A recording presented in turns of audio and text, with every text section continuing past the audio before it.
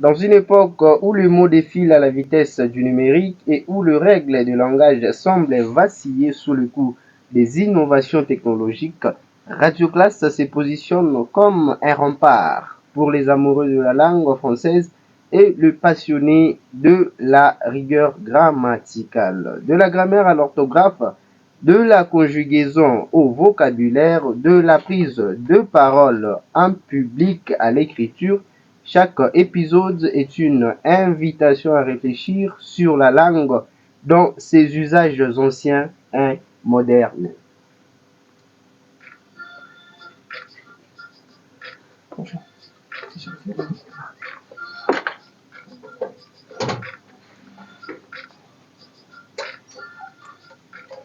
Quelle est la place du passé simple aujourd'hui? Comment les règles d'orthographe ont-elles évolué? Autant de questions seront abordées par notre spécialiste de la langue ici présent. Mesdames et messieurs amoureux de cette émission, bienvenue dans Radio Classe, votre rendez-vous hebdomadaire où la langue française dans toute sa splendeur est à l'honneur. Aujourd'hui, nous allons explorer un autre sujet, un sujet très intéressant. J'ai dit merci à celui qu'on appelle Gloire Makolovera de l'autre côté de la baie vitrée. Également merci à la programmation de Madame Marlène Cage, Boaz Kamba et derrière ses micros.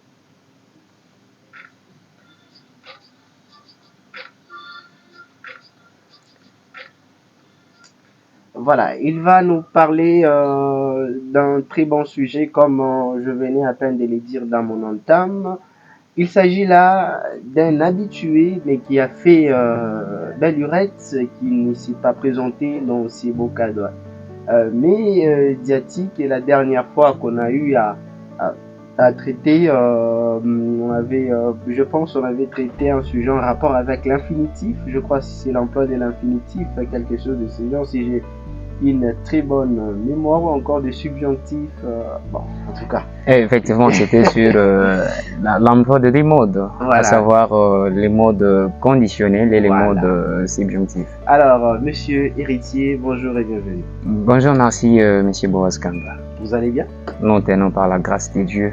Nous sommes en tout cas très heureux de vous savoir dans nos installations. C'est un plaisir partagé. Alors, aimables auditeurs, auditrices, nous allons partager quelques bonnes minutes ensemble avec notre invité sur l'évaluation de l'éducation ici chez nous en République démocratique du Congo. Est-ce que le niveau de l'éducation en République démocratique du Congo est faible? Oui ou non? Et surtout, nous allons nous référer sans pour autant frôler ou encore aller à l'encontre de la philosophie de notre émission qui tend à vous rappeler toutes les notions françaises qui ne font plus usage de votre parler courant, l'art oratoire, la prise de parole en public, la grammaire, l'orthographe, les petites fautes grammaticales, la conjugaison sur tout ça. Nous allons toujours faire référence à cela pour confirmer ou encore pour évaluer notre niveau, les niveaux d'études ou encore d'enseignement en République démocratique du Congo. Et pour toute question en rapport avec ces sujets, vous nous écrivez au 097 10 01 407 097 10 01 407. Alors, monsieur et Héritier, je suis avec vous. Alors, nous allons d'abord quand même commencer avec quelque chose pour une forme débutante. Alors, monsieur Héritier, pourquoi vous aimez tant d'abord le français? C'est puisque c'est la langue qui nous permet de pouvoir communiquer avec les autres. Mais pourquoi ne pas peut-être, par exemple, enseigner ou encore venir ici nous présenter l'anglais? L'anglais également nous permet de communiquer avec les autres. Ça nous permet bien évidemment de pouvoir communiquer avec les autres. Nous ne sommes pas un pays anglophone, nous sommes un pays francophone. Et voilà, nous n'avons que le français comme étant la langue officielle de l'enseignement. Et c'est le français qui est la langue même diplomatique de notre pays, la République démocratique du Congo. Ça vaut la peine de pouvoir s'intéresser à cette langue, puisque c'est cette langue qui essaie bien évidemment, comme je l'ai dit dans l'entame, de nous permettre de pouvoir communiquer avec les autres, de pouvoir exprimer nos pensées, de pouvoir exprimer nos idées, que ce soit par écrit ou que ce soit à l'oral. Alors, voilà, c'est un peu ça. Alors, qu'est-ce que vous nous avez préparé pratiquement? Moi, j'ai frôlé le sujet d'une manière vraiment ramassée. Et nous vous laissons quand même la latitude de nous présenter ce dont vous aviez préparé. Parce que c'est pas un exposé, mais c'est plutôt une émission qui est en même temps didactique et en même temps pédagogique, puisqu'il faudrait que les gens essayent d'apprendre quelque chose. C'est que vrai que de partout, chaque jour, on essaye d'entendre les gens crient qu'il y a l'enseignement qui abaisse du niveau d'enseignement en République démocratique du Congo. Est-ce que nous sommes de cet avis de ceux qui disent qu'il abaisse du niveau d'enseignement en République démocratique du Congo? Personnellement, je dirais que non. Je ne suis pas de cet avis de ceux qui disent qu'il abaisse du niveau d'enseignement en République démocratique du Congo.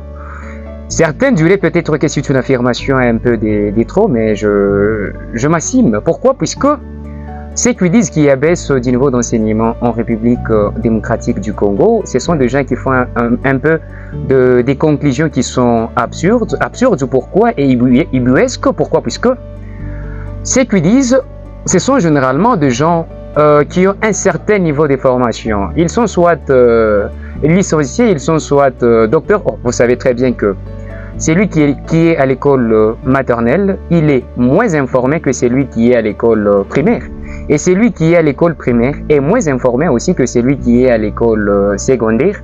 De même que celui qui est à l'école secondaire est moins informé que celui qui est aux humanités. Et celui qui est à l'université, il est plus informé que celui qui est aux humanités, n'est-ce pas?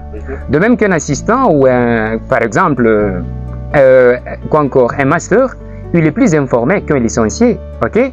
Un docteur, il est plus informé qu'un master, ok? Alors, mais maintenant, lorsqu'on doit devoir dire qu'il y a baisse du niveau d'enseignement, toi, tu es bien évidemment quelqu'un qui est licencié, il va essayer de faire une comparaison avec quelqu'un qui est soit aux humanités ou encore quelqu'un qui est soit au secondaire et il va devoir dire qu'il y a baisse du niveau d'enseignement. Et généralement, lorsque les gens disent, ils essaient simplement de se focaliser sur, par moment, 3 ou 4 aspects. Disons, vous avez par exemple, on essaie simplement de se baser sur l'écriture, l'expression, puisque simplement les gens essayent de pouvoir peut-être mal prononcer les mots, ou les autres essaient peut-être de pouvoir mal orthographier les mots, et voilà, automatiquement on doit devoir dire qu'il y a baisse du niveau d'enseignement. Et on saute généralement et on pointe généralement le plus souvent, c'est sur qui? On tue sur les enseignants de la langue française, ce qui n'est pas une bonne chose. Nous sommes en erreur et qu'il serait souhaitable que la plupart des parents d'ores et déjà cessent de faire cela, ok? Ce n'est pas un signe d'être plus évolué. Nous pouvons essayer de revenir à ce que nous étions en train de pouvoir dire tantôt.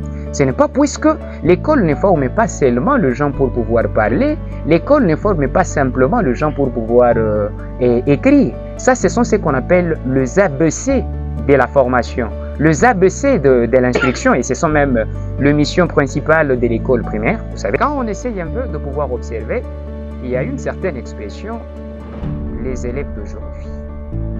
C'est une expression qui ne date pas d'aujourd'hui, c'est une expression qui date d'antan. Ok, donc ça veut dire, tout celui qui a eu à étudier normalement, il a eu à entendre cela, ok, de la part de qui? De la part de ses professeurs, ok. Ces professeurs-là, ils étaient en train de pouvoir oublier qu'eux étaient plus informés que leurs élèves. S'ils avaient tous le même niveau, s'ils étaient tous informés de la même manière que eux, au même degré, au même titre, alors leur travail n'allait ni même pas avoir la peine d'être appelé travail. Ça veut dire il valerait même pas la peine d'être appelé professeur, enseignant et consort. Donc c'est ce que j'étais en train de dire. On est plus informé, alors s'il faudra qu'on essaie de dire il y a baisse, il faudrait qu'on prenne le gens de même niveau qui pourrique, idiot et consorts. Mais non, on démoralise davantage, on stresse davantage les enfants au point qu'ils se découragent. Bon, en fait, ils se disent, moi je suis venu nous sommes venus pour apprendre. Mais lorsque nous essayons un peu de pouvoir mal prononcer un mot, on essaye de nous coller des qualificatifs. Ça fait en sorte que les enfants essaient de faire quoi? De se replier sur eux-mêmes. Et lorsqu'ils se replient sur eux-mêmes, automatiquement, il n'y aura plus une bonne collaboration entre l'instituteur ou entre les enseignants et les élèves. Et ça ne pourrait pas essayer de favoriser cette bonne formation, et ça ne pouvait même pas faciliter à l'enseignant de pouvoir atteindre son objectif opérationnel. Alors, Monsieur Ritier, très rapidement, qu'est-ce que vous recommandez en ce moment aux élèves qui nous suivent? Nous recommandons aux élèves qui sont en train de nous suivre en ce moment de ne jamais faire l'école buissonnière. Et le professeur? Ou encore les enseignants? D'éviter de trop stigmatiser et d'éviter de porter assez de qualificatifs sur et aux enfants. Lorsqu'on constate quelque chose, il faudrait qu'on essaye de voir comment est-ce qu'on peut essayer d'y remédier. Alors, merci infiniment, aimables auditeurs, auditrices. Merci à Monsieur Ritier d'avoir répondu à notre invitation dans l'espoir de vous recevoir encore très prochainement. Je vous en prie, Monsieur Boaz Kamba. Alors, merci également à Gloire Makolovera qui nous a réalisé. Merci à Madame Marlène Cage qui nous a programmé. Merci également à vous tous qui nous avez suivis. Nous avons reçu vos différents messages. Boaz Kamba a été derrière ces micros. Vos désirs sont nos devoirs, aimables auditeurs, auditrices. Par ici prend fin ces magazines. Retrouvez-moi les vendredis à 10h en rediffusion et les mercredis prochains en diffusion avec le même et réel plaisir. À très vite.